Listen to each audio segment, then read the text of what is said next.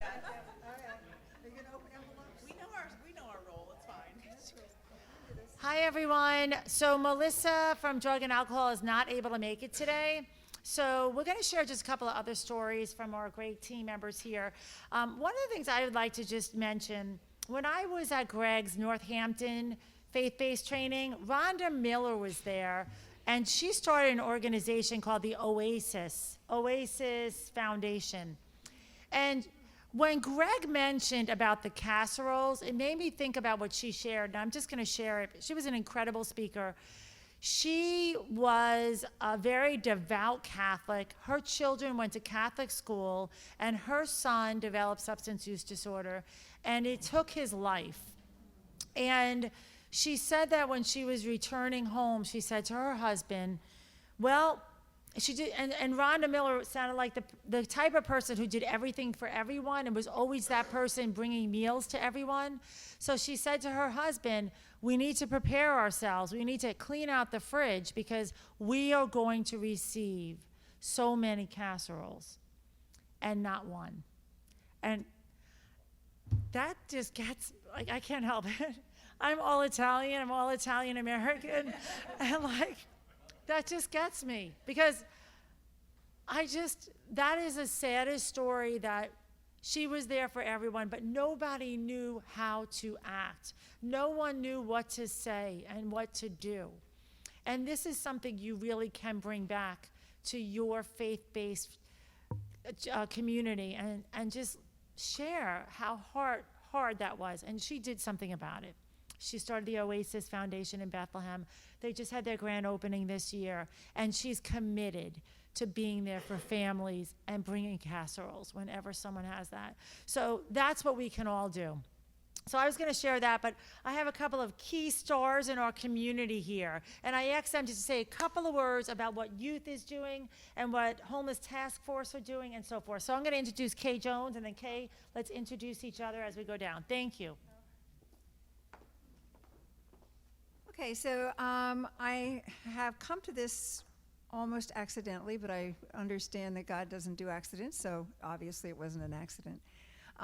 Through the Interfaith Health Network, which I've spoken a little bit about, but I was also working at Vision at the time with the Youth Summit. And the Youth Summit, most of you probably know, is all the schools in the county, in Schuylkill County, and started by Gary Hess when he became a commissioner, and we've been meeting 6 or 7 years now.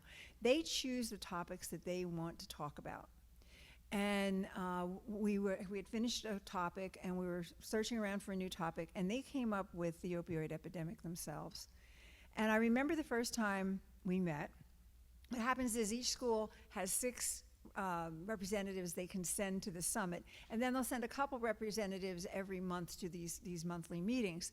And the first time we met, I said to them, okay, just, if you're uncomfortable, you don't have to do this, but I'm kind of curious about this. How many of you know anybody who has used drugs? Of course, everybody stood up. How many of you know somebody who has died of drugs? Almost everybody stood up. How many of you know where you could get drugs if you want them? Everybody stands up. How many of you, I went down this long list, ending up, how many of you have seen people use drugs in your school during the school day? A lot of them stood up. And we just kept going down and down and down. And it really struck me that they are overwhelmed by this on a daily basis, not in the news, but they're living it every single day. So we started to do a number of different things. A really big one for them was the drug take-back days. So they're held twice a year, I think in October and April. And the sheriff runs them. And basically the issue is that the drugs are available. A lot of kids, a very high percentage of the kids get started are getting them from somebody else's medicine cabinet. So somebody has surgery, I just had a hip, I actually have opioids in my house right now. And they'll see it, and they'll take a couple, and your grandmother doesn't miss a couple, and sometimes they'll take more than a couple. A lot of them start that way. So getting these drugs, once you're done with it, get it out of the house. So they did a campaign. They did a lot of different things in the campaign, and they more than doubled the amount of drugs that were taken back in this county in a year, which was a very big deal. And they've continued with that campaign. They decided that the way to reach their own generation was through social media, and they built a website, and they have some social media things running on it. They worked with, actually the coolest thing that I thought they did, and this is when I was ending with them and somebody else was taking over because I retired. They actually did, we took a social media program, it was a PowerPoint, that they could take into the schools and talk to the middle school kids. Because the middle school kids love the high school kids, they think they're just amazing and wonderful. So we wanted them to come down and actually work with the middle school kids, and we brought this presentation and we showed them the presentation, and they said, that's awful, they won't pay any attention to it. And then they redesigned the whole thing themselves. So they actually did a whole presentation, and they were going to take it to the kids in the schools. I don't know what happened with that one. We did some other things. We had accumulated some of the destruction bags, and they're very aware that a lot of the kids that get into trouble also get them when they get their wisdom teeth out, and they give them, 60 whatever opioids, and then that becomes an issue. It's also a sports issue. They get hurt in sports and they get opioids, but they became very aware of those issues. So the kids they're living it, and we try to empower them to do something about it. There's also a youth advisory group, which was appointed by the commissioners a number of years ago now, that Diane Rowland has, and we did some work with them, and they've been working for years. They do the same thing. There's representatives from every school, and they adopt projects every year. So we do have a lot of our youth in the county really working on this and trying to help us understand how to understand it from the youth perspective. Because when somebody like me or you get up and go blah, blah, blah, that's how they hear it, blah, blah, blah. It doesn't go in. They've been told just say no since they were 3 years old. So student to student, peer to peer, and think about that in your own church settings. Peer to peer is much more powerful than an adult telling them. We're telling them, don't have sex, don't drink, don't do drugs, don't drive too fast, wear a helmet. They don't want to hear it from us.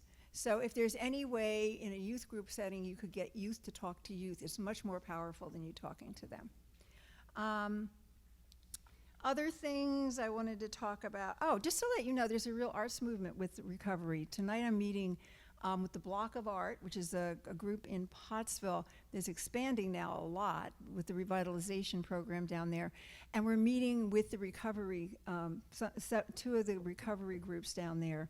We've started doing some work with them already, because when we don't say we're doing art therapy, but we want to give them events that they can come to that are safe.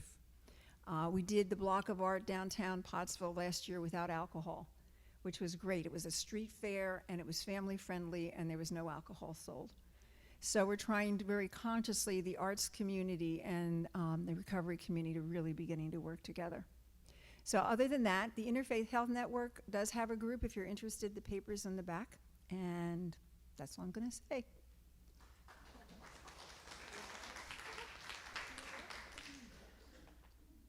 Hello, my name is Carrie Quick. I work for St. Luke's Community Health Department. My position is a school and community coordinator. So I am primarily housed in the Panther Valley School District. For those of you that aren't from Schuylkill County, it's right over the border in Carbon County. So I primarily work with Carbon County, and one of the things that we started to do with our students is stolen from several ideas. I know that George had mentioned earlier when he was talking about Safer Streets, the Step Up movement.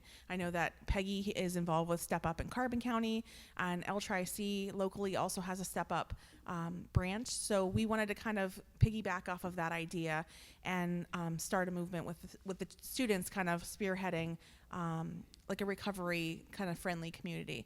So we've only been around for a couple months, but we've done some really exciting things. A lot of what we do is just pro-social activities for the students, getting them to be comfortable with each other, support each other. And so we did an event we called Chill Day, which was for right before finals, where the students just had an opportunity to do something that had nothing to do with academics. Some of the homerooms decided to go for a walk.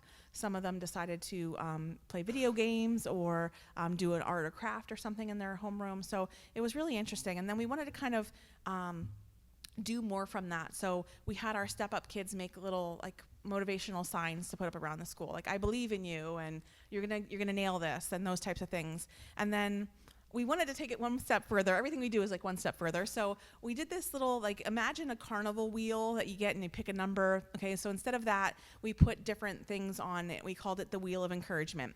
So they spun the wheel, and then it would say, like, you get a high five, or you get a compliment, or I'm going to tell you a joke, or a fist bump, or those types of things. So the students really enjoyed it, and it was just kind of, again, a way to bring everybody together and make sure that nobody felt left out and everybody kind of felt connected at school. So this kind of goes hand in hand with some of the programs that we're doing, both at Tamaqua and at Panther Valley.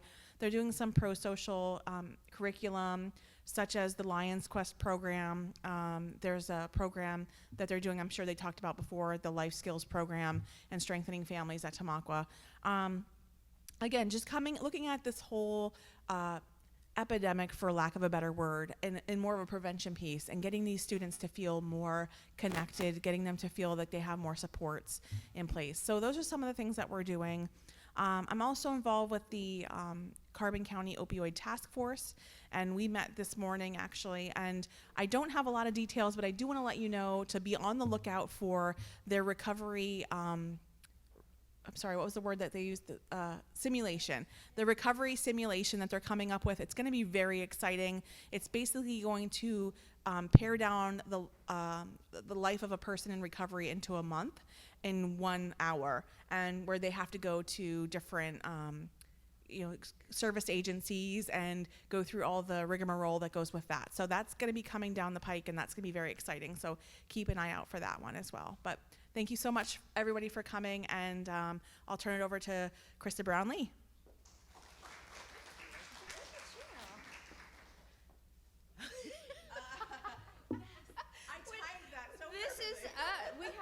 He and I have this relationship. So I am the executive director with Family Promise, and I'm also involved with the Carbon County Homelessness Task Force. So basically, a couple of things that I know we had heard before our lunch that we were going to hear a little bit about the positive side of recovery. And while Jamie is not here with me today, I am going to share her story because I think it's a powerful story, and I think it speaks to a lot about what we've heard today. Jamie was a young woman, did not have, the best growing up life, so there was some generational issues in her family. She was pregnant young, she became married young, she became an addict, and she lost her children, and was separated from her husband for quite some time. And through, I think realistically, the power of community and the power of some of those warm handoffs that we were talking about this morning, and general education, and how someone really craves to have a power of community or to have something positive in their life that they can grasp onto, Jamie found Family Promise. She went through our program successfully about 3.5 years ago. She is now in recovery and sober for almost 4 years. And she came to work for Family Promise about 2 years ago as a part-time van driver. So she was transporting our guests that come into our program to different congregations. So we depend on volunteers and congregations to house basically our homeless families. And through that, Jamie was able to build a sense of community in Lehighton in Carbon County, not where she is from. And she was able to meet people, become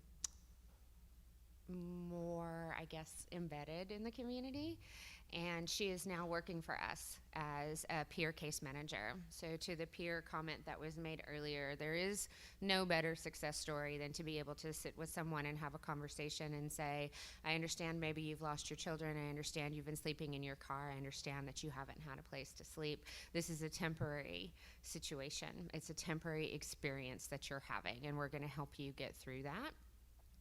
And so I think that it is important for us to all recognize that through community, through these kinds of conversations, through being willing to have the conversation and speak with people, that people can become, can turn that around and just realize it was a temporary place where they were living. So if you haven't met Jamie, you will. If I can't come to meetings or seminars, she is here. And I promise she will not get mad at me for telling her story. We kind of tell each other's stories depending on where we are and what we're doing. So I hope that this afternoon kind of reinforces that, and that we all come together to give warm handoffs, to talk about addiction, to talk about sobriety, and to be able to talk about overcoming those barriers and those stigmas. I think it's really important, and I think we have some living proof of that in this room and with people we work with. So that's my story.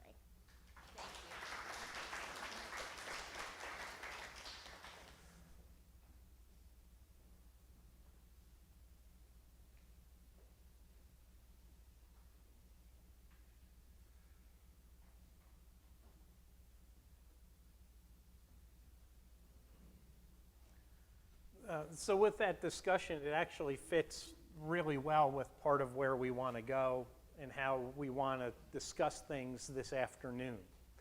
What a wonderful group of people and resources that you have right in the community. Having people who are willing to share their story and speak about what it was like to be there can make a huge, impactful difference in the lives of the people who need to move from their active substance use into the recovery process. And it's such a great thing to have that resource and hear that story. We've known for a long time that being able to tell our story, our life stories, our spiritual stories, our stories of where we started and where we came from, can make a huge difference for ourselves in being able to say, this is where I've been through, and remind us of our process, as well as connect with that other person that says, you're not alone. I now see somebody else has been there, been through it, and got to somewhere different in the process and in overcoming it. Stories make a huge difference. There was a book written a while ago by Charles Gherkin called The Living Human Document. And in the book, a big part of what he talks about is that us, in connection with God, are writing the story of our lives. And we've written the past chapters.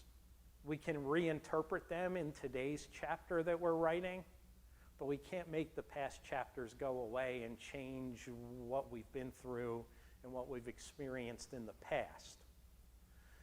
We also can't see the next 3 chapters ahead. We can't know everything that's going to happen next or exactly what it's going to look like. We have choice in what we do today in interpreting, writing the new chapter to help us get to what the next chapter is going to be and look like. So an important piece of things is to help people remember that today, whether it's for the next 15 minutes, the next 3 hours, then the whole day, that today they can do something to be different, to be who they were meant to be versus who substances have made them and led them to be in the current and present moment of what's going on. Think about, and it's amazing to me even when I speak to people who are addictions professionals, when I ask the question we were discussing before lunch, what does an addict look like? What does active addiction look like? What does an active addiction feel like? I get 100 answers in about 30 seconds from a group of addiction professionals. Then I ask them this question: what are the signs and symptoms of recovery? and a room full of professionals working with substance use disorder sit there and stare at me and take a very long time to give me answers as to what recovery looks like. They talk about somebody like me as working in the addiction field. I don't work in the addiction field. I work in the recovery field. I work in helping people make connections and get out of their substance use problems. Yeah, I have to identify the problem and understand what it is. But we need to spend as much time in our conversations talking about what is a substance use problem. We need to spend at least as much time, and I would argue more time, talking about what does recovery look like? What does a life lived in recovery look like? How can you today take a small step to living an active recovery? You don't have to fix it all today. You have to take a small piece and a small step and move closer to health and recovery to be the healthiest you can be. Oftentimes, people will tell you that people in the midst of substance use disorder lie. They don't tell the truth. There's an old joke that AA tells and other places tell about, how do you know an alcoholic's lying? Their lips are moving. The reality is, the person with a substance use issue who's in front of us and we're talking to, they are being as honest as they're capable of being in that moment. They're not lying, they're not being deceptive. That's part of the behavior that goes with it and what we label the behavior. They're telling us and being as honest as they can in the moment. That doesn't mean we just sign off and say, well, everything you're saying is true and I'm not going to question it. How we question it matters. Starting in about January, the state of Pennsylvania is going to be having a lot of discussion in the drug and alcohol field.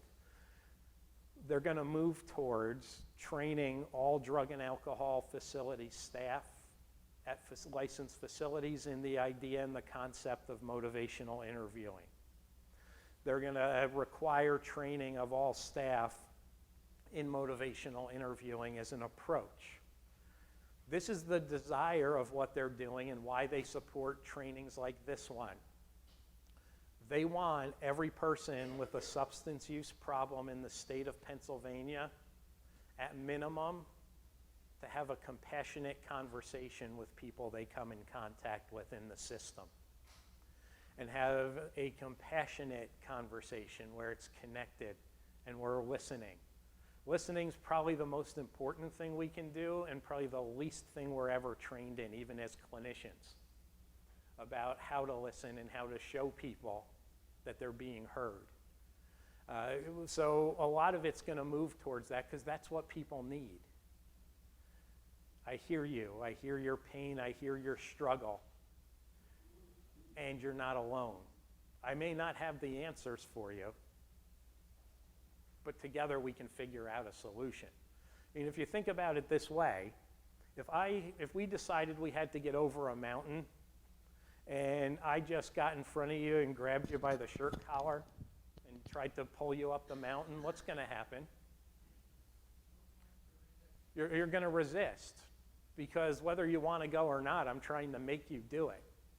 When I try to make you do something, you're going to get resistance. It's a natural human reaction. If I look at somebody and go, you're an addict, even if you believe you are, you're going to look at me and go, no, I'm not. We naturally take the other side. If I stood behind you and tried to shove you up the mountain, the same thing's going to happen. It's likely to harm you and me, and we're both not going to get where we're trying to get to. The only way for me to help somebody get over the mountain is to walk next to them and with them.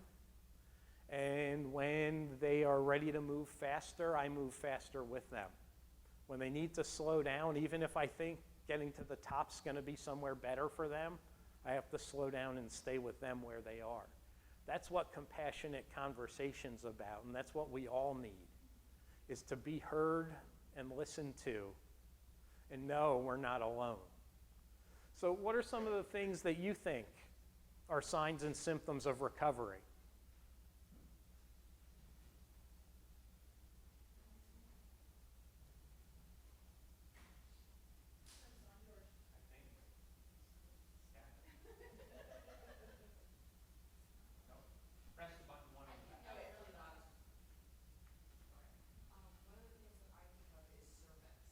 Hmm?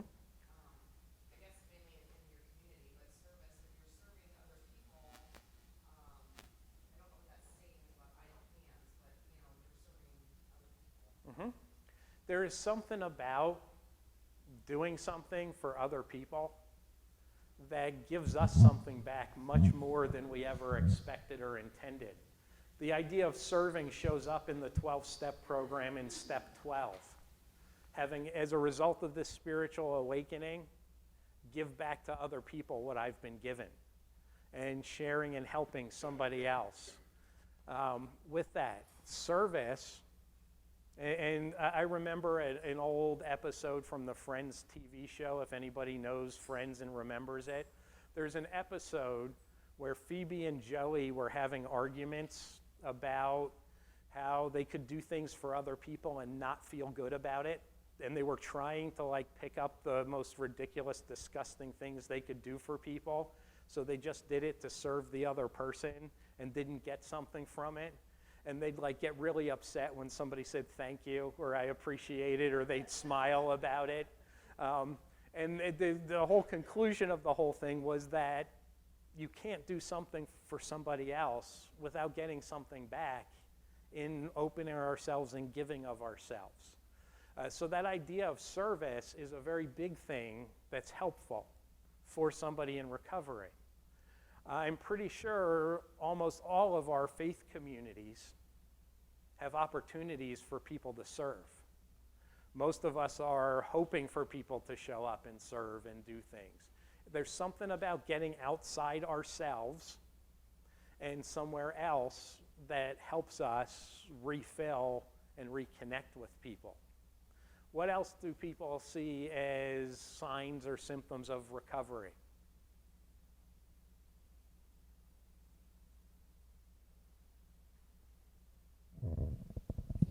I always think of the before and after pictures. You know, that basically says it all, right?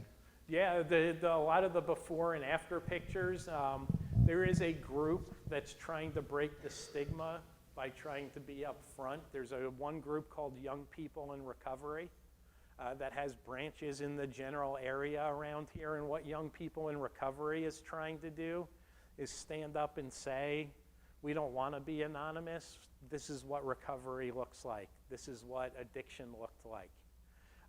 And there's a group, I think it's called Hope for Heroin or something along those lines on Facebook, that people frequently post a picture of themselves in their addictions and then what they look like now, and then tell a little bit about their story of recovery and what they were like then and who they are now.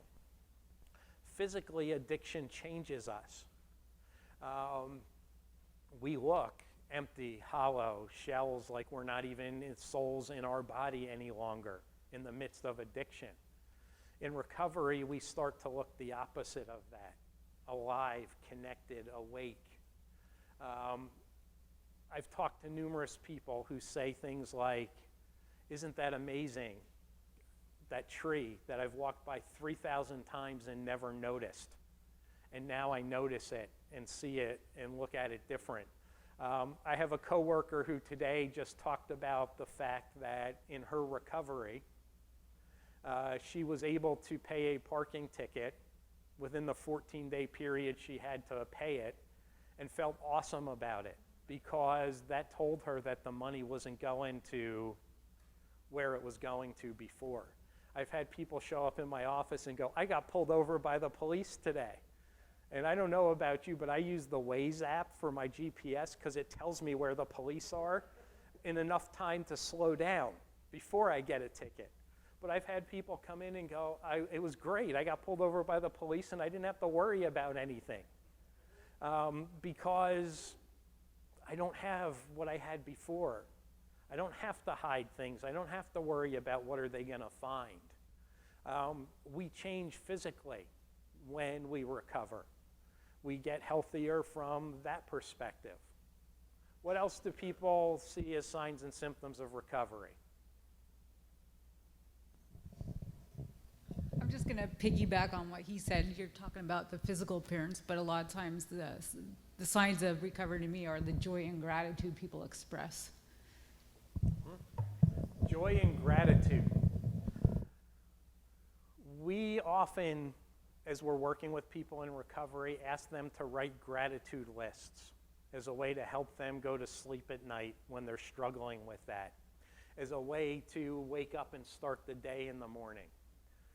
What do you listen to in the morning? And what voice do you put in your head to start listening to? I think I always recommend this when I'm doing this with other clinicians, is when's the last time you wrote your own gratitude list? I tell people to do it all the time, and I often don't do it, and recognize those pieces of, look at what I have, not what I don't. Look at where I am now, not where I've been. The gratitude and joy of a life started over, recreated, reborn into recovery can bring great joy to people and be a great example to the rest of us of how to have joy in some of the most difficult, challenging situations.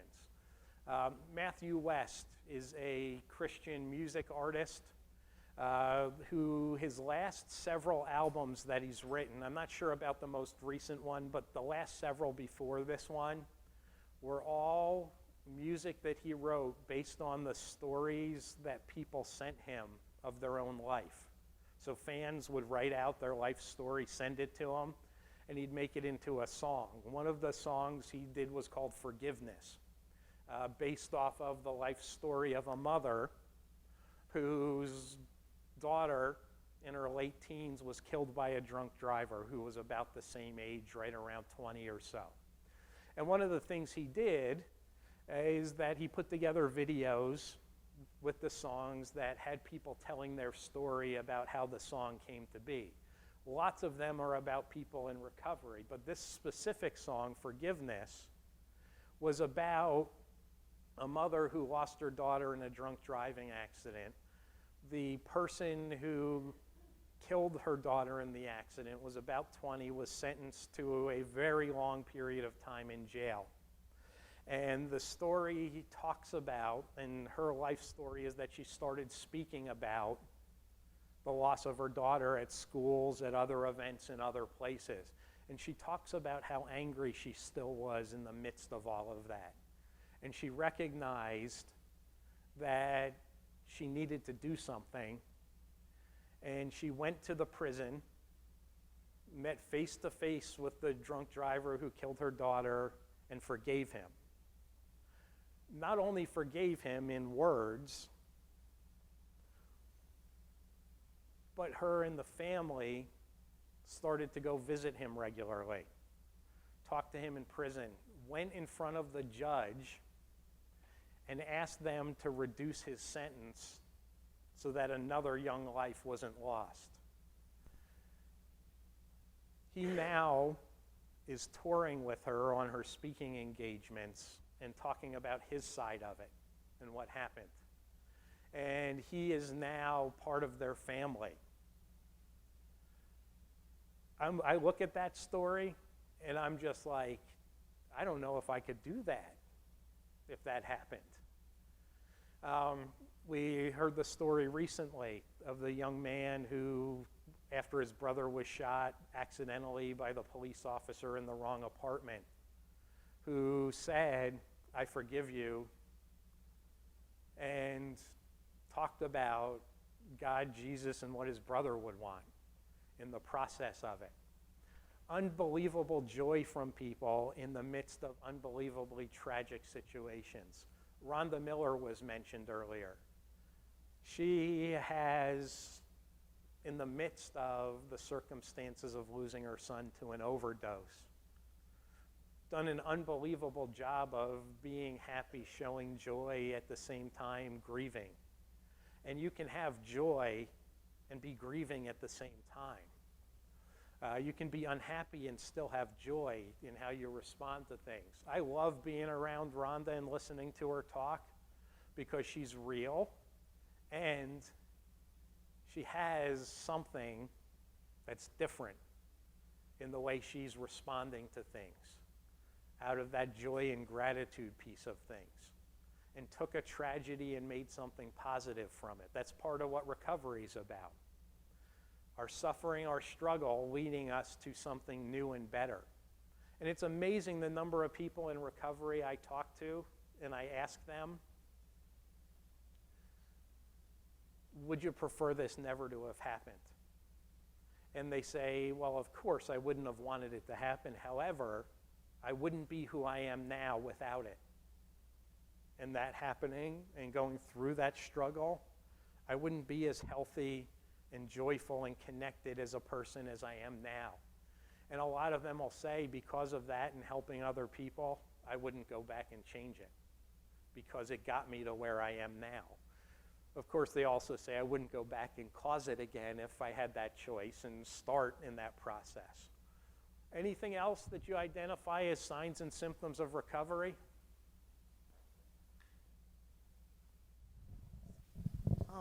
Vulnerability and humility. And people in recovery are some of the most wonderful people to talk to because there's nothing to hide. There's no pretense. It's like, this is how it is. And that's what Christ was all about. It was about telling the truth. And that's where the joy comes from. Because after years of hiding, to be able to come out and have that vulnerability and be comfortable in your own skin, talk about renewal. Being vulnerable is part of what has to happen for us to have love, give love, connect. And we don't like being vulnerable. We want to protect ourselves, keep ourselves sheltered and contained. And that idea of humility and those pieces of things make such a big difference in the process of recovery. But that vulnerability is also very important for families who have loved ones who have lost the fight, too. I've had the unfortunate opportunity to officiate at several funeral services for people who OD'd. And there was one that I know of where the family just absolutely could not address it, couldn't talk about it. And there were two where the family said, we want you to make this a part of this service. We need to bring this into the light. And that vulnerability, I think, is important too. And as faith leaders, we can encourage families, even in the midst of their loss, to own the reality of it. Yeah, that vulnerability is important too. Families have to recover, families have to take steps to recover, and then they have to be vulnerable about it too. They may have been hiding it for years because the system teaches us in an addicted family system, don't talk, don't tell, don't trust. So it stays contained because of embarrassment, shame, all those feelings. And the ability to be vulnerable in that moment of loss helps the grieving process and helps the recovery process for the family. Oftentimes, the family is ignored during the process of recovery. We do, as the addiction counseling field, do a wonderful job with the person who has the problem a lot of times, and the family doesn't get the help. People all go into residential treatment, get help, get into their recovery. Who's helped the family back home? That's a place where faith communities can make a huge impact for people in providing support for the families, helping educate the families while they're not there. That's why there's groups like Al-Anon, Nar-Anon, programs like that to help the family members. The family needs support. They need recovery the same way the other person did, or the person's likely to walk back from that recovery experience to nothing changed in the home. And that makes it very difficult to maintain the change that you've made. So we want to make sure we're supporting the families in their recovery. And being able to be vulnerable by being honest about what happened can really, really help that process. You took the words out of my mouth. I think a sure sign of recovery is all that codependent kind of behavior from the folks that maybe parishes and pastors and priests have supported through the crisis. All of a sudden, those behaviors get challenged when somebody wants to come back and become an equal partner in a marriage and a relationship, and all of those dynamics come to play. And unless you have some insight about what that's all about and how that's a challenge to their ego and where they are, you know, that's a real important part, I think, of our support in parishes with people who are or not just the individual in recovery, but the family who's in early recovery as well. Yeah, it's very important to allow that to happen and occur. Is it on? Oh. With the vulnerability, I was thinking transparency too. Their behaviors are different, their patterns are different, their mindset is different, it's a new outlook. They don't hang with the same crowd until they're well enough, and then they help, you know, the other people that were in addiction. So really like changing the mindset, the change of mindset, it's a total 360. And this is an important piece to recognize. Just because I stop a substance doesn't mean I'm in recovery. AA talked about the perspective of dry drunks, people who stopped drinking yet still had the same behaviors, the same attitudes, that lack of transparency and things like that. So recovery is more than just stopping the substance. Stopping the substance is a step in the process. We have to change thoughts, behaviors, how we view things, because substance use teaches us a certain way of viewing the world. And the best way I've heard it put is that substance use teaches us this: I want what I want when I want it, and that's now. The idea of immediate gratification. So learning to delay gratification, to put the work in to get the end result, is part of what has to happen for recovery to be effective. I think because they believe it. It's a sign when they believe it. Yeah. A lot of times when you work in an organization or you go to trainings and stuff, how do you measure success? Well, it's not our success to measure. It's individual success. Yes. What's successful for one person may not be successful for another, but that person's still successful if they believe it. And it's a very important thing. What recovery looks like, how it looks, is up to the person. We can't force and say you must do this, this, this, and this in this order, in this way, or you're not in recovery. Because it's going to look different for different people. What it looks like, what it feels like. Some things are going to be similar. There's also going to be some things that are going to be very different. Yeah, and I apologize if this was mentioned earlier. I suffer from maleism, and so therefore I don't pay attention sometimes. I guess the best way is to say maintenance. They can maintain a job, they can maintain a budget, they can maintain their home. You know, we've had several different age of adults at our congregation, from late teens to mid 60s, going through recovery, and that seems to be something that stands out about them, is now they can maintain their lives. They can maintain, because of their health is good, because they're not deceptive, because they seem to have a new outlook, they're more responsible, seemingly, or their attention's focused at other things. They can maintain everything about their lives. And It's a really important thing. When we talk about the stages of how somebody changed and look at autobiography in 5 short chapters, part of what you're going to see is the idea of maintenance, that we've made changes and that we're doing it consistently and regularly, and that consistency starts to come out in our life in different ways than the consistency that's there in substance use, which is getting, obtaining, using, and recovering from using the substance. There's consistency in being an actively addicted person. There's a level of consistency in that. However, that usually leads to unhealthy things, problems, difficulties, challenges. where there's a different consistency of who we are. And that idea of a spiritual awakening where we're functioning differently and we're consistent instead of the constant up and downs in our life is a huge piece that makes a big difference.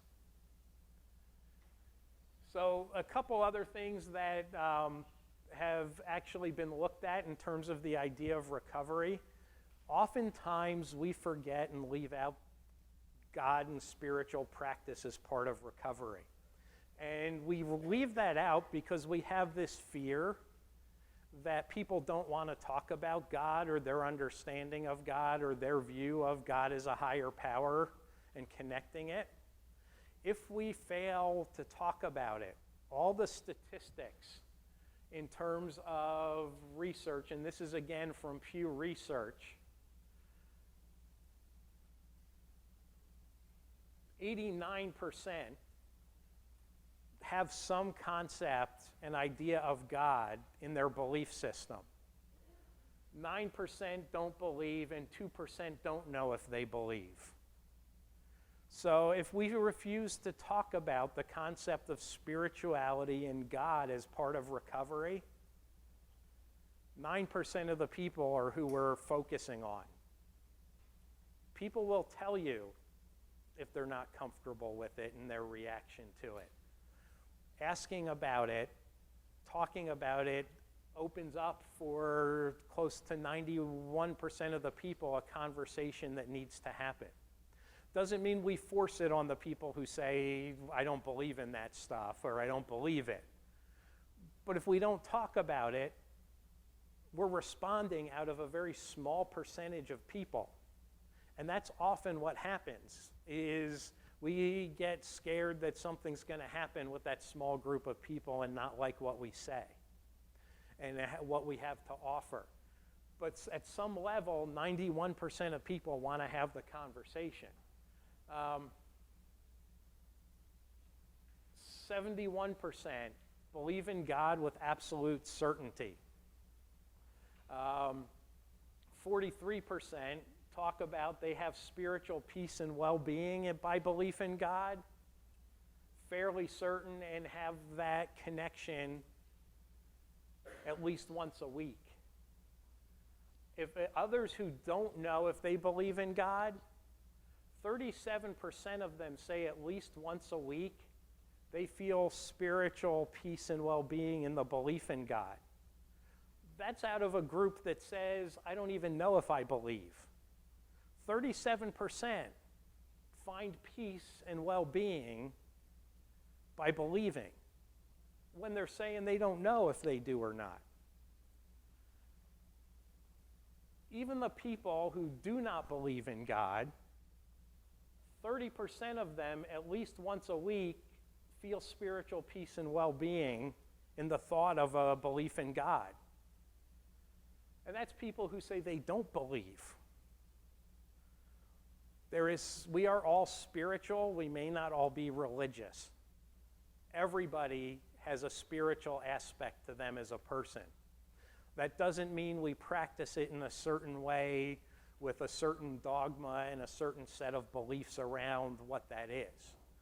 AA opens the idea of God of our understanding and higher power to all sorts of things that connect with people and help people connect. So people want to and need to be talking about it. One of the definitions of recovery, process of change through which an individual achieves abstinence, that's the stopping the substance or the behavior, and improved health, wellness, and quality of life is part of that process. We have to remember that there's many pathways to recovery. The way any one of us recovers may not be the way that works for anybody else. Yet we see that within the recovery community sometimes, they develop their own dogma around this is exactly how you have to do it to recover. People need different things. We understand people differently. We have different personalities. What works for somebody who is high on an extrovert end of things is not likely to work for somebody who's on an introvert end. What works for somebody who's more on the end of being an introvert may not work for that person who is more extroverted. If I'm more feeling-based than thought-based, certain things are going to help me better if I'm feeling versus thought, and if I'm more thought, certain things are going to help me better in my process of recovery and what it looks like. There's not one box that we can say, do it this way, and you're going to recover, because it looks differently. It's self-directed and empowering. Step 1 in the 12-step model has us identify that we're powerless over our substance use and that we became unmanageable when we were using substances. The easiest way I've heard steps 1 through 3 talked about is step 1 is I can't, step 2 is someone else can, and step 3 is I'll let them, in terms of the process. I haven't found a simpler way to explain what the 3 steps are talking about. Step 2 is acknowledging that there's a power greater than ourselves. Not that we believe, not that we're following it, not that we're doing anything in response, but just recognizing that there is one. Someone else can help us. And then the third step is where we start to make the decision of trusting, taking action, letting the other person, that other connection to a higher power help us. And then, of course, we get into the fun of step 4 and 5, which people really like to avoid, which is doing a searching and fearless moral inventory of ourselves. I'm not sure if I asked any of us, many of us would be real excited about doing that process. Even though it would probably be good for us and helpful for us, I know I don't look forward to doing a searching and fearless moral inventory of myself, because I know where I fail in those areas and struggles. I also know some areas that I do well in and work well in. That's part of the point of it, is seeing both sides, seeing ourselves as a whole person and what we need to change. Recovery is personal recognition for change. It's holistic. It deals with the whole person and all the parts and pieces about them and around them. It's not just give them medication-assisted treatment. They found that medication-assisted treatment just by itself prevents overdose deaths, but does not help the person recover by itself, alone. In conjunction with therapy and counseling, it is unbelievably effective when you combine the two. That's why doctors who prescribe buprenorphine are also supposed to be ensuring that their person is getting counseling and treatment while they're on the medication. Both makes a difference. We can't separate the biology of somebody from their thought process, from their spiritual self. If we start to try to separate it, we get into trouble and cause great deals of problems because we're not dealing with all of us.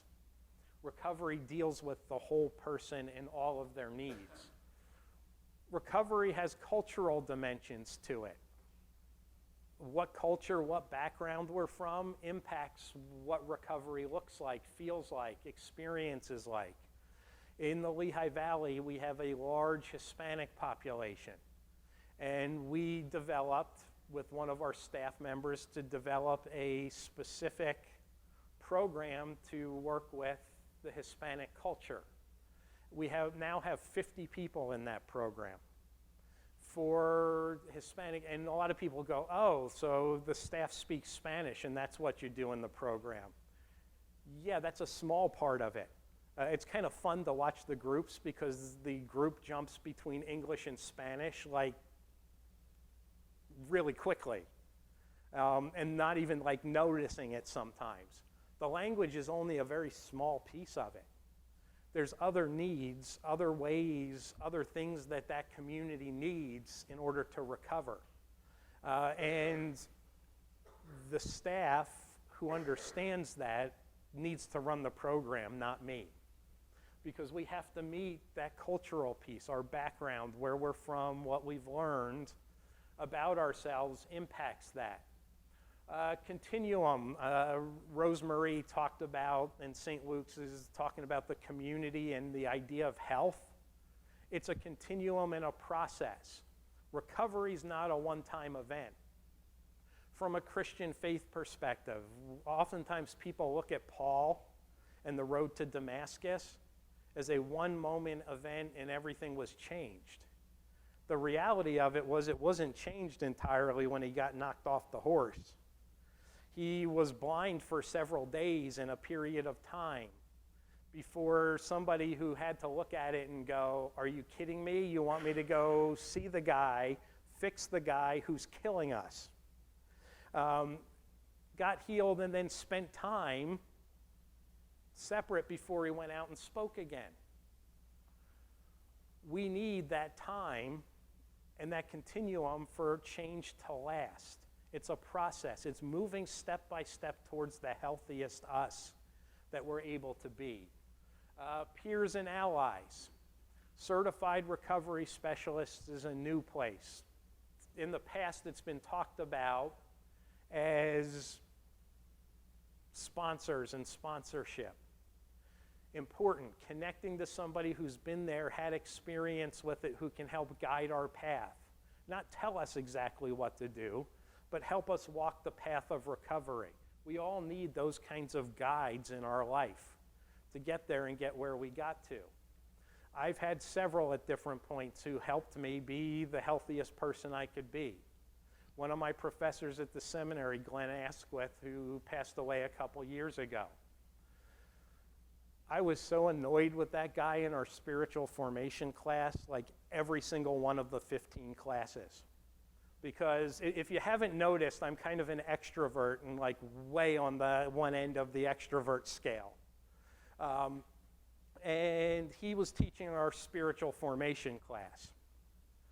And every single spiritual formation class, he look at the class and go, it's time to practice a spiritual exercise. And he'd look at the class and go sit in your small groups and sit in silence for 15 minutes. Every class I'd raise my hand. Glenn would kind of roll his eyes and look down and go, yes. I'm like, when are we doing a spiritual exercise for extroverts? He's like, go sit in your circle for 15 minutes and be quiet. And he'd give us other directions with it. But I'm like, how do you expect me to go into a room of 6 people and not talk? And he'd be like, just go do it. And I fought it every single time. And it taught me something unbelievably important. It's important for everybody to have times of silence and quiet, no matter where you are on that scale of things. And I went kicking and screaming. But you know what? As a counselor, that ability to be comfortable in silence and quiet has helped an unbelievable amount of people. So we need those people who help us move in the path of things. Hope and gratitude, like people identified. What better group of people than you as leaders in the faith community to provide people with hope and show them what hope looks like? We know exactly what hope looks like. We've seen it. As I've heard it put by a bunch of different evangelical people, we know who wins. We know the outcome. We know where things are and who really has the power and control. We can give that hope and hold on to it for people until they're ready to grab it and hold it themselves. That's part of the recovery process. Part of the recovery process, healing self-redefinition. I like that phrase because you're redefining who you've been, what you've been looked at. There are people who talk about how even in the midst of their recovery, they still introduce themselves as, I'm just an addict. And starting to realize that, no, I'm not. I'm more than that. That's part of who somebody is, their addiction, their connection to it, but it's not who they are. we have to address the discrimination, the shame, the stigma as we were talking about this morning, and break through those things to a better understanding of it. Rejoining, rebuilding, or joining and building a life in community, we can't forget that you're going to see people who are in their 30s, 40s, 50s who are just getting into recovery, who mentally and feeling-wise, in terms of what they can manage, are still 13 and 14-year-olds. Because as we get into our attachments, whether it's sexual, whether it's substance use, our development from a mental perspective stops. Now, if we have periods where we're clean and in recovery in between, we start to catch up. But I always laugh at my counselors because this happens almost every time somebody sits with me as a clinician and says, I don't like working with adolescents. They're too hard to deal with. And as we're talking about that in the hallway, the 45-year-old client that they just finished their session with is spinning and dancing down the hallway trying to hit the lights on the ceiling as they're jumping down the hallway, which is very adolescent behavior. It's typical of that, but you look at somebody who's older and you see that behavior and you're like, what's wrong with that person? Well, they just didn't develop in the continuum because of a lot of things. Trauma interrupts all of that development as well.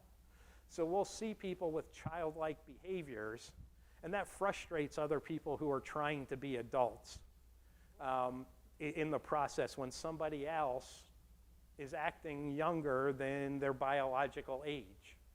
So we have to help people understand that sometimes it's not rehabilitation that we're doing with somebody, it's habilitation. We're teaching them to live when they may never have learned it before in their process. And people are all along that continuum. It's a reality. It happens. I love the terminology that it's not just possible to have recovery, it's probable. You can live in recovery. It happens more often than not. We have to help people realize that it is that way. Because if they don't believe it, they're going to have struggles and problems and difficulties related to that. Couple studies that they did on the spiritual aspects and connecting spiritual aspects to recovery. The findings suggest, and this is out of looking at spiritual, religious, life meaning, and 12-step fellowships. This was published in around 2006. But they found in the study that the hope for a better life that motivates alcohol and drug users to initiate the recovery process may become a reality for many. Moreover, findings supported our hypothesis that social support, spirituality, life meaning, religiousness, and 12-step affiliation buffer stress significantly and enhance the quality of life among recovering persons. This is scientific research proving that an active spiritual life, connecting us with other people, enhances our recovery and reduces our stress in life as we try to recover. So if anybody ever tells you that you can't prove that spirituality has an impact on people, there's research and statistical research that shows that it does and has an impact on people in that part of it. This is from a handbook for clergy from SAMHSA. The faith community has a special opportunity to invite those overwhelmed by the impact of addiction to accept the loving support and encouragement within the faith community. Several of you have talked about that being what the faith community can do and how we can make a difference of it. We want to develop 4 ideas in faith communities that are going to help people be able to talk about their substance use and other addictions as well as their recovery. Acceptance.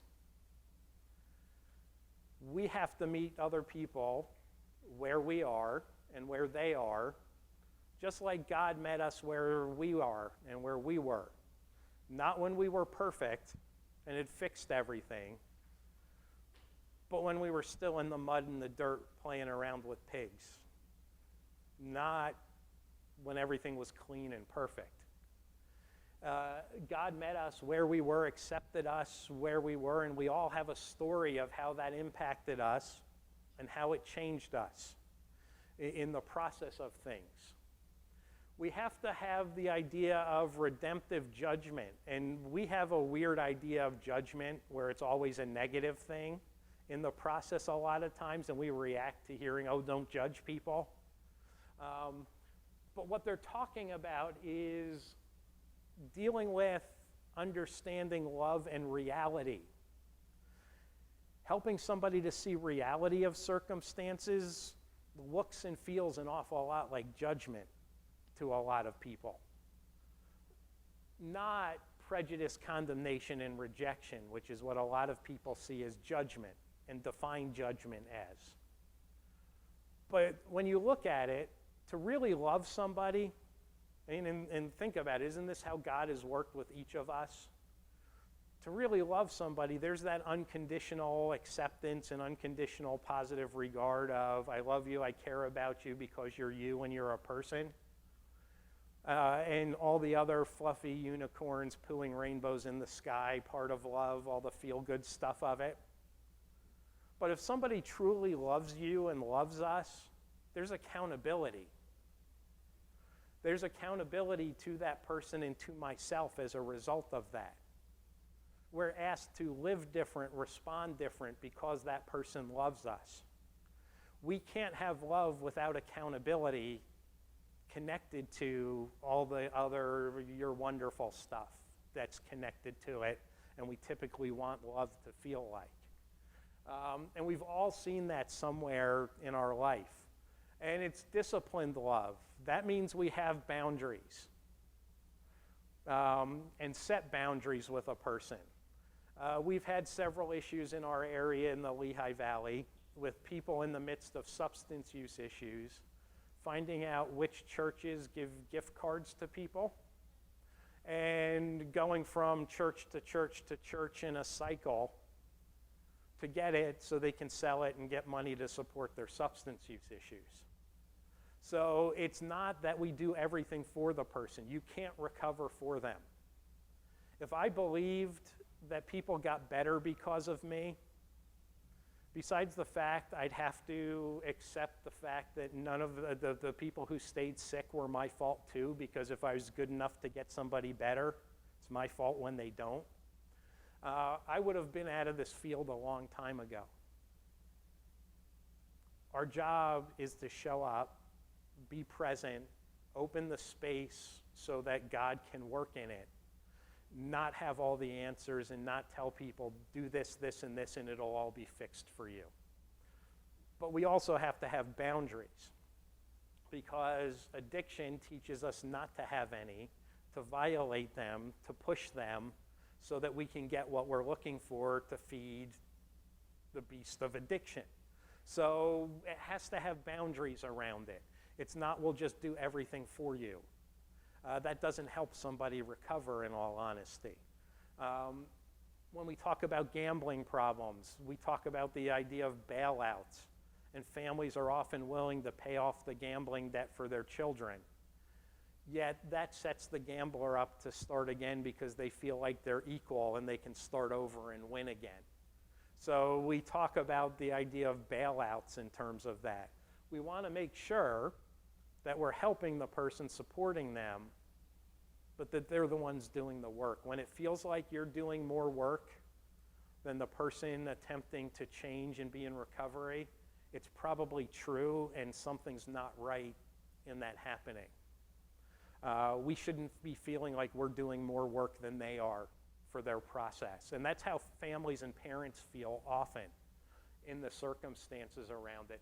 And we got to recognize our limitations. We cannot be all things to all people. We may be a small piece of the group in the process. As much as we do and as many people as we help at Mars from a treatment perspective, we're not the best place for everybody. We work with other treatment providers in our area and make referrals to them when it's a better fit. Because we can't meet the needs of every single person all the time. We have to, that's where resources coming in and knowing them. So I want to show the video now.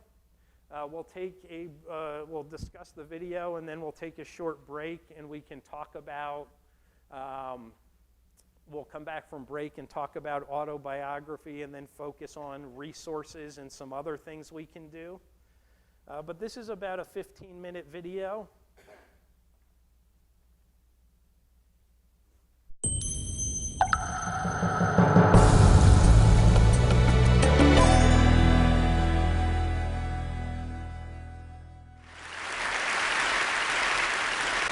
One of my earliest memories is of trying to wake up one of my relatives and not being able to. And I was just a little kid, so I didn't really understand why. But as I got older, I realized we had drug addiction in my family, including later cocaine addiction.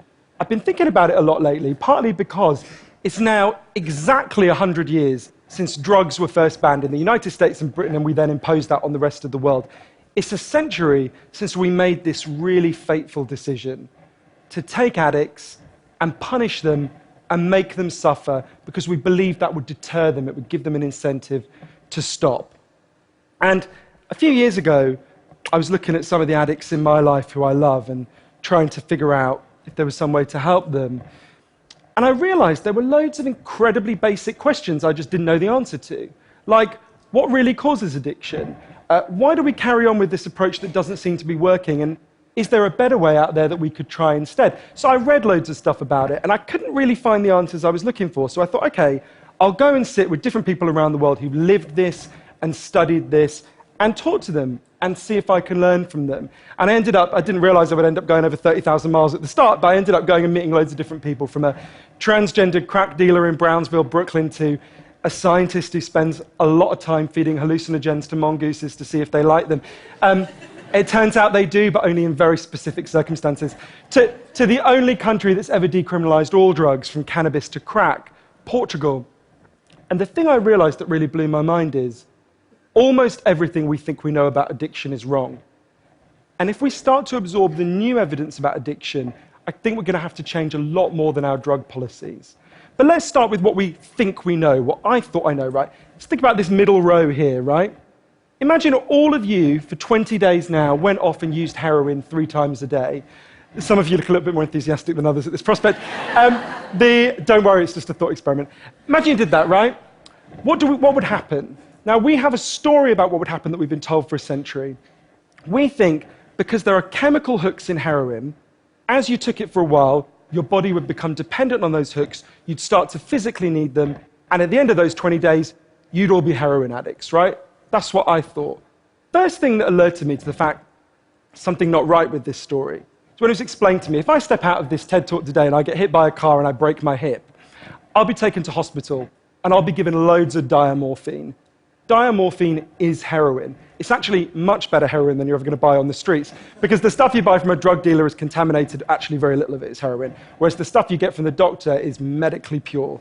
And you'll be given it for quite a long period of time. There are loads of people in this room who may not realize that you've taken quite a lot of heroin, right? And anyone watching this anywhere in the world, this is happening. And if what we believe about addiction is right, those people are exposed to all those chemical hooks. What should happen? They should become addicts. This has been studied really carefully. It doesn't happen. You will have noticed if your grandmother had a hip replacement, she didn't come out as a junkie. And when I learned this, it just seemed so weird to me, so contrary to everything I'd been told, everything I thought I knew. I just thought it couldn't be right.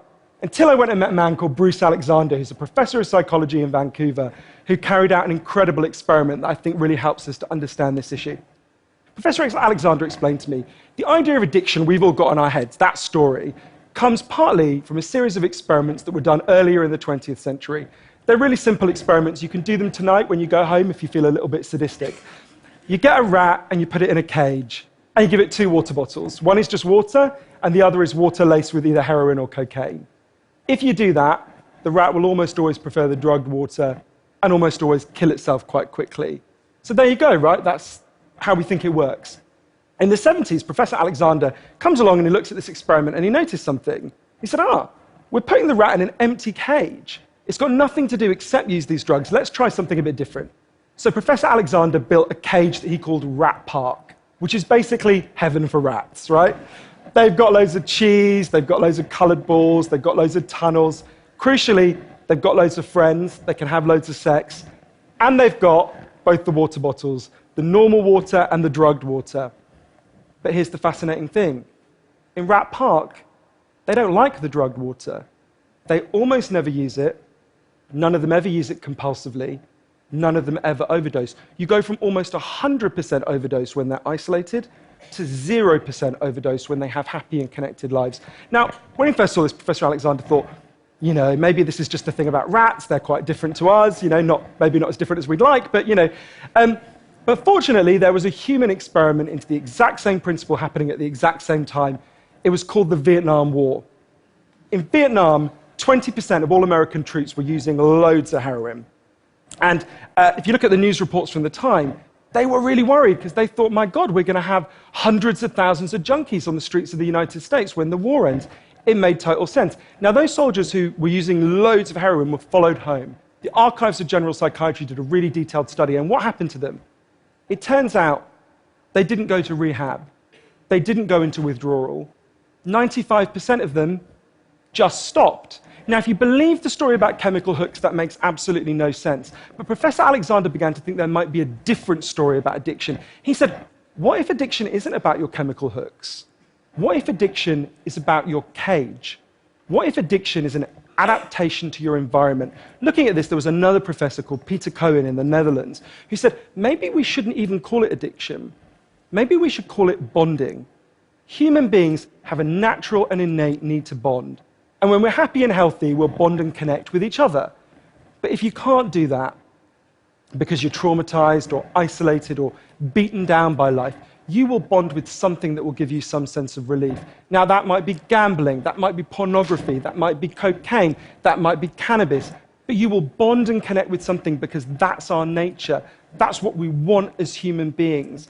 And I think, you know, at first I found this quite a difficult thing to get my head around, but one way that helped me to think about it is, and I can see, you know, I've got over by my seat there a bottle of water, right? I'm looking at lots of you, and lots of you have bottles of water with you, right? Forget drugs, forget the drug war. Totally legally, all of those bottles of water could be bottles of vodka, right? We could all be getting drunk, I might, after this. But we're not, right? Now, because you've been able to afford the approximately £1 gazillion that it costs to get into a TED Talk, I'm guessing you guys could afford to be drinking vodka for the next 6 months. You wouldn't end up homeless. You're not going to do that. And the reason you're not going to do that is not because anyone's stopping you.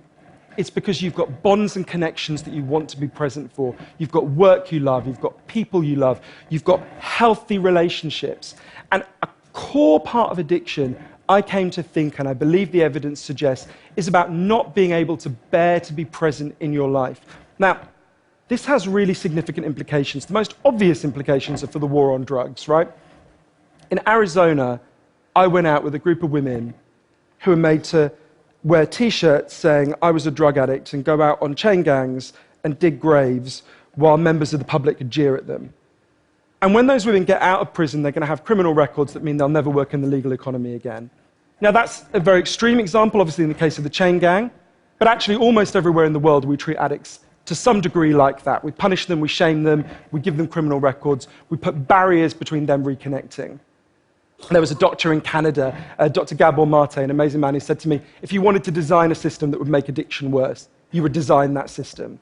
Now, there's a place that decided to do the exact opposite, and I went there to see how it worked. In the year 2000, Portugal had one of the worst drug problems in Europe. 1% of the population was addicted to heroin, which is kind of mind-blowing. And every year, they tried the American way more and more. They punished people and stigmatized them and shamed them more. And every year, the problem got worse. And one day, the Prime Minister and the leader of the opposition got together and basically said, look, we can't go on with a country where we're having ever more people becoming heroin addicts. Let's set up a panel of scientists and doctors to figure out what would genuinely solve the problem. And they set up a panel led by an amazing man called Dr. João Goulão to look at all this new evidence. And they came back and they said, decriminalize all drugs, from cannabis to crack. But, and this is the crucial next step, take all the money we used to spend on cutting addicts off, on disconnecting them, and spend it instead on reconnecting them with the society. And that's not, essentially, that's not really what we think of. What they did wasn't really what we think of as drug treatment in the United States and Britain. So they do residential rehab, they do psychological therapy that does have some value. But the biggest thing they did was the complete opposite of what we do.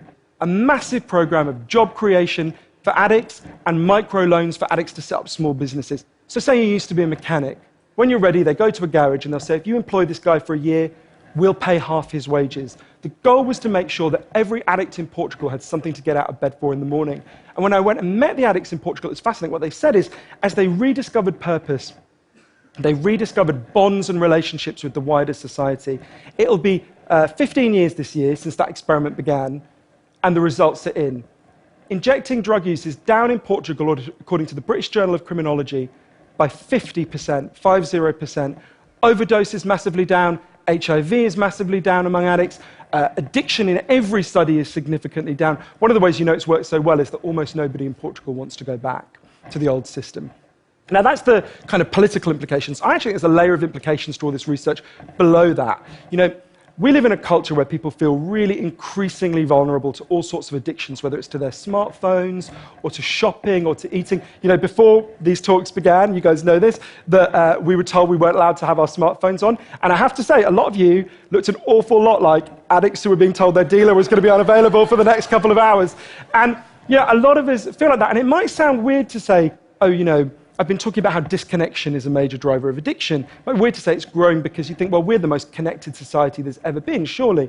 But I increasingly began to think that the connection we have, the connections we have, we think we have, are like a kind of parody of human connection. If you have a crisis in your life, you'll notice something.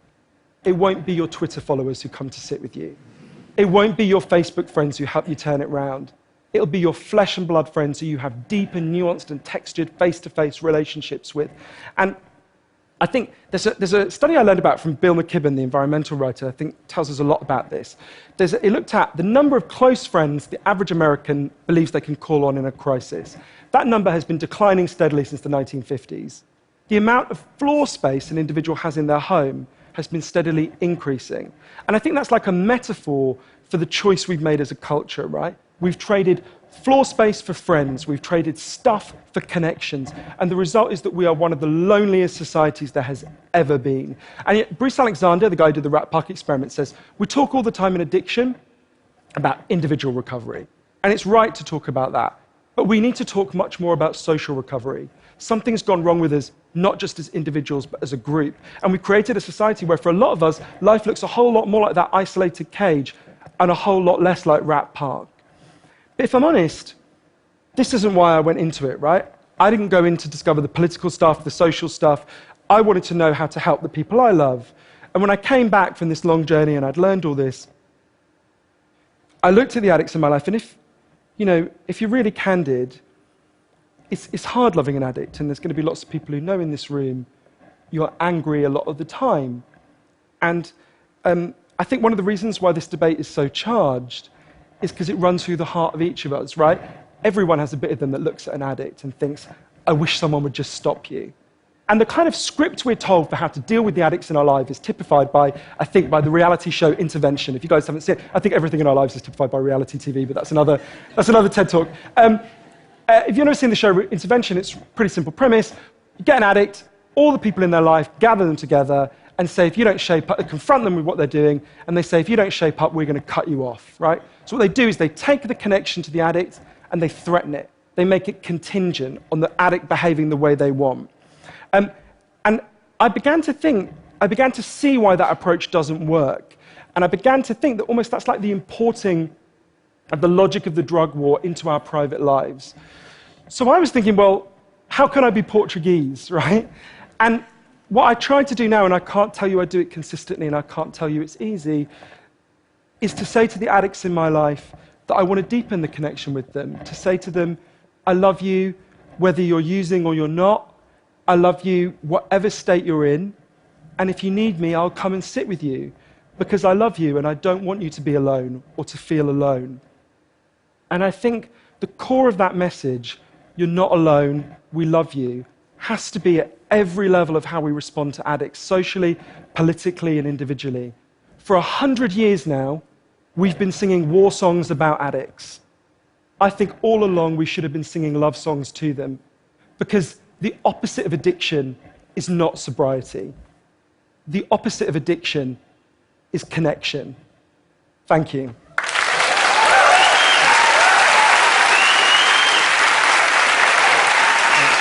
Thank you.